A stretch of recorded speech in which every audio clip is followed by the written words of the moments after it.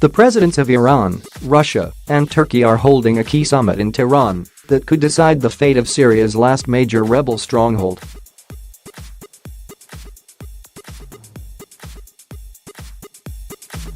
There are fears of a humanitarian disaster if, as expected, a large-scale battle breaks out in Idlib.Earlier. The new U.S. envoy for Syria said there was evidence that Syrian government forces were preparing to use chemical weapons.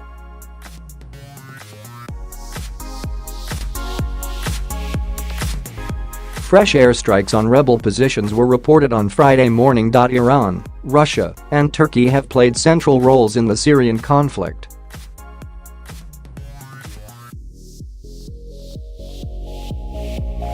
Turkey, which has long backed rebel groups, fears an all-out assault will trigger another huge refugee crisis on its southern border.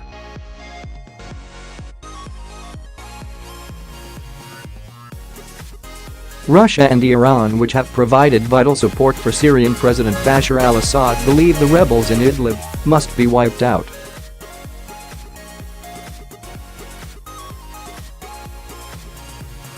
Russian planes have bombed rebel areas in the northwestern region as Syrian government troops mass for the expected offensive.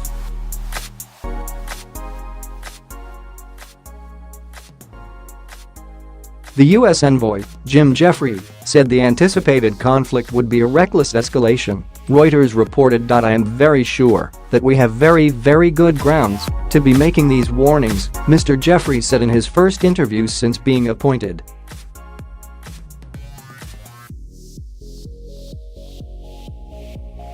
Any offensive is to us objectionable as a reckless escalation. There is lots of evidence that chemical weapons are being prepared.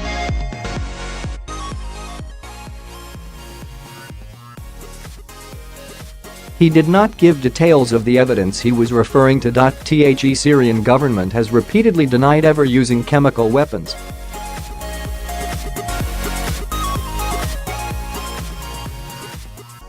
The U.S. State Department warned on Monday that Washington would respond to any chemical attacks by the Syrian government or its allies.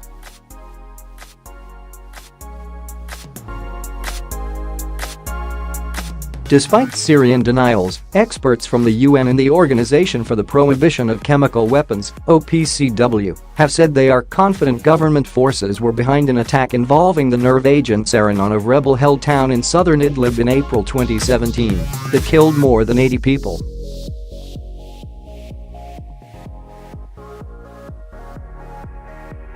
Mr. Jeffrey said a major diplomatic initiative was now needed to end the 7-year civil war. He said there was a new commitment by President Donald Trump to remain involved in Syria until the Islamic State group was defeated and to ensure that Iranian fighters who are supporting the Syrian authorities in the conflict leave the country.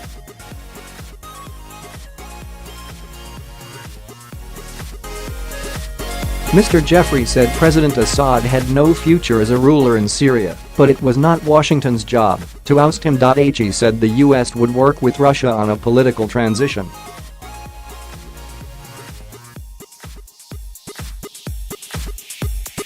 There are believed to be up to 30,000 rebel and jihadist fighters in Idlib.The UN says the region is home to some 2.9 million people, including 1 million children.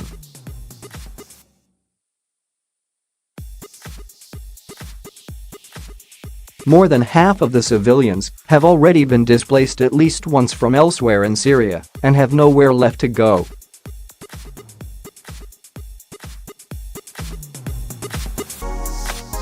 UN officials say as many as 800,000 people could be displaced and that the already high number of people in need of aid could increase dramatically.